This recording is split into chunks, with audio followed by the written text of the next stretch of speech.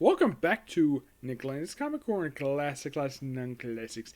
This is episode number 1845 and Doubleshot number 1839. Now I got one trade from Dynamite, yellow course from Marvel, and the theme with this one, sexy ladies. Yes, seriously, we have sexy ladies for you. First up, we have Red Sonja. Worlds Away Volume 2 Backroad. This collects Red Sonja Volume 5 issues 7 through 11, along with a one-shot, The Long Walk to Oblivion. Yep. And of course, the main issue is done by Amy Chu, and the artwork for the interior for that one is mostly done by at least about 3 different artists, by the way. It is mostly done by Carlos Gomez.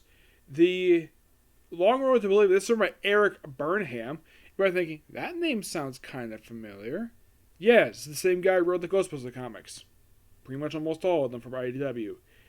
And of course, the artwork in this book, for that one shot is done by Tom Mandrake. Interesting. Now, the thing with this one is road trip. Yep, this is the road trip issues, where they're going across the country to California to find Calicop's source of power or whatever. And of course, they advertise, oh yeah, they're alive. And also the fact that one of the members, like, they briefly get arrested apparently for no reason, and they get bailed out by one of the girls traveling with Red Sonja, is apparently from a rich family. So they basically say her room briefly, you have Red Sonja hop in the bath, which I thought was quite hilarious. And then they steal the parents' car. Yep, and she's like, I always want to take this car. Yep, pure fun stuff here. Long Road to Oblivion is basically, well, it's just basically just a story of just Red Sonja in that time period where she she basically has like a drinking game with a guy, battles a sorcerer, and, well, that's it. And by the way, this is all Tom Mandrake's artwork. Yeah, he draws. Now, the thing with Red Sonja is sometimes she's drawn to be, she's thin, but she's a little bit drawn like a little bit like in the belly, where she looks a bit too skinny. Like here, for example. Here. Like, does she look a little too skinny there? Where she doesn't eat very much at all. She eats lots of meat, per se, yes. But she doesn't eat junk food. She's never seen any junk food here at all. But this is pure fun stuff in here. I give this book a 9.5 out of 10. Next up is something pure fun. Now, I should point out, though, the whole reason for the storyline happening is because of the next movie for the character. This is Captain Marvel, Volume 7, The Last of the Marvels. Excuse me. This storyline here is a loose follow-up to The Last Avenger. I say loosely because they make the main villain, and they do very similar stuff with that one. It kind of feels like a loose follow-up to Death of the Humans, because the story is you have Rhodey and Carol, where they basically have rekindled their relationship.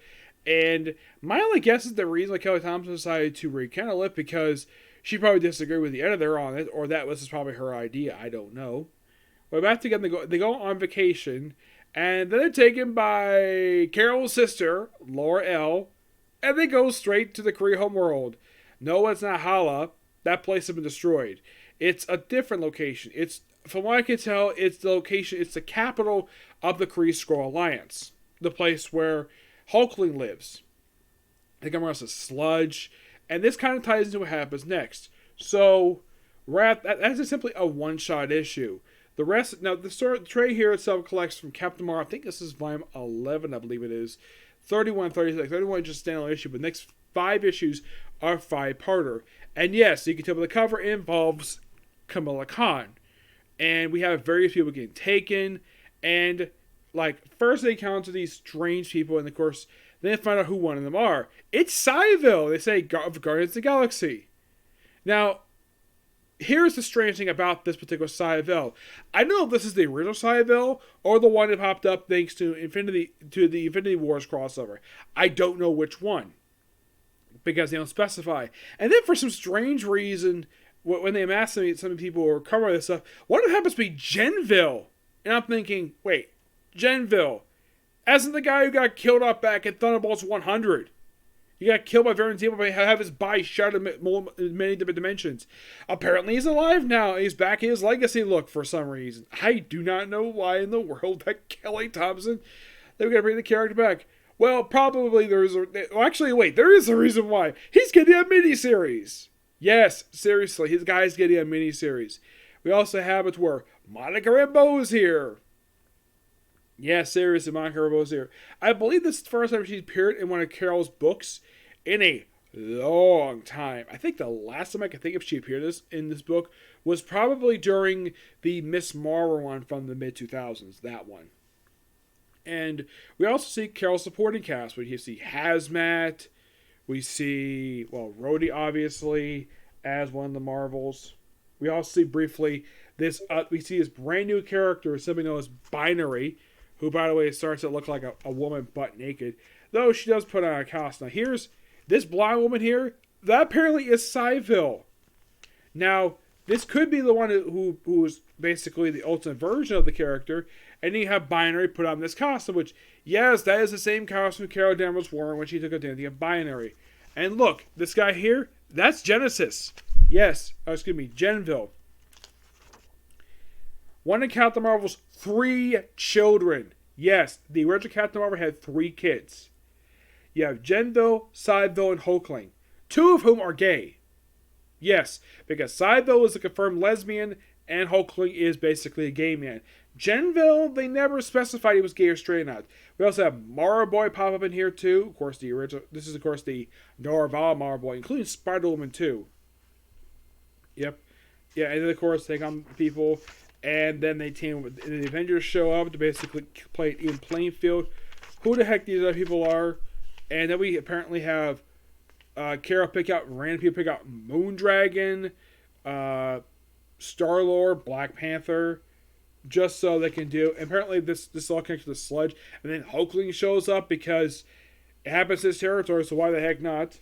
He's happy to help out, especially since especially if he might be investigating a rumor that his own father might be alive. Yep. Really fun stuff here. And Vox Supreme is destroyed by Binary. Yep, he is completely destroyed. Though there's a possibility he might come back. And here in the back of the cover. Now, there is also a loose plot thread here with this. They supposedly kill off this fake Captain Marvel, but he has the original Captain Marvel's DNA. So Hulkling tells Laura L., separate my father's DNA from the rest of this stuff so I can give him proper burial. And she's like, no problem. I'm like, that's a smart move on the part of from his perspective. From a personal perspective, because it's his father. Yes, the man who's the father who had 3 kids from like... Now, here's the thing. His mother was a Skrull princess. Unknown who the mothers were for Phay-Vell and for Gen-Vell. Now, the thing with Gen-Vell is that, well, he is basically the first confirmed child of Captain Marvel, and he has messaged before. He has never spoken to his brother before. Nope, never spoken to Hulk before. And the weird thing is, Kelly Thompson does not have a scene with them interacting with each other. I'm like, Kelly Thompson, you do know that Gen-Vell and Phay-Vell are Hulkling's siblings. Did you did you forget to do that, or you just didn't want to do it? Not just yet. Maybe that'll be explored in the Gen-Vell miniseries that's coming out really soon. But this storyline is really good. I give this book a 9.5 out of 10. By the way, the next arc is dealing with Binary. Yes, this arc here just an introduction to her, and now we're gonna have a whole story arc centered around her for the very next story arc, which is interesting.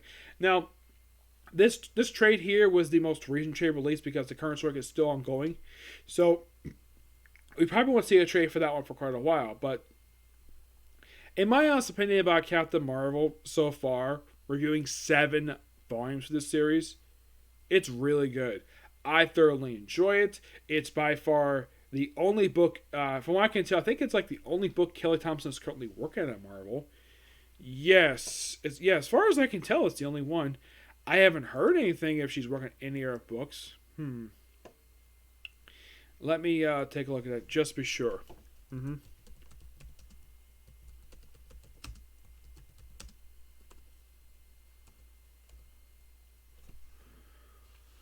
Actually, it's maybe from volume 10.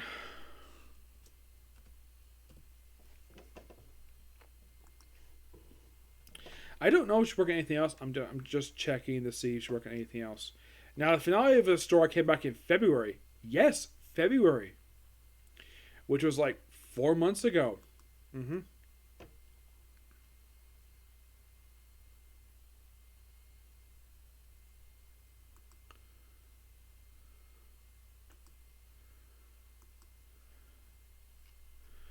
Yeah.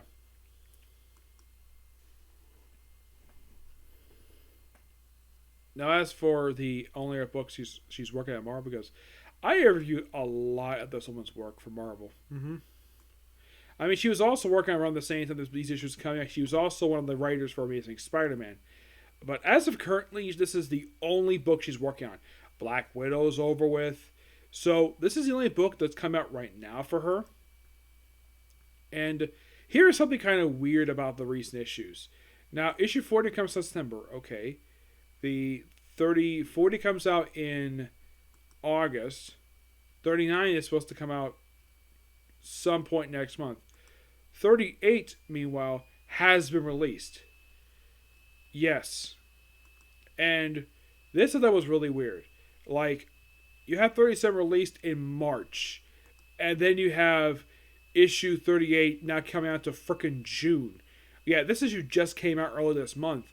And, yeah, only 2 issues in 4 months. I do not know what was the reason for the delay. Yes, apparently this was delayed by about a few months. Do not know the reason for it. It's kind of weird. Yeah, I've never heard an explanation for this all. I hope that if I get to meet Kelly Thompson, maybe you should have an explanation of why in the world the book had a 3-month delay between issues. Oh, and by the way, the most recent issue, the cover itself is a clear homage to, I believe it was, I don't think it was the first issue of this volume. I don't think it was. Oh yeah, it was it's basically just reusing the same cover, which is done by Amanda Conner for the start of the volume. Mm-hmm. Yeah, it's basically a reuse of issue 1. Yep. Yeah, and this binary character, she's a duplicate, but yeah, she's only been around just for a few short issues, and I'm sure that Kelly Thompson could develop her. I'm sure of it. Yep, so yeah, that's it for Sigil Review. Stay tuned for my...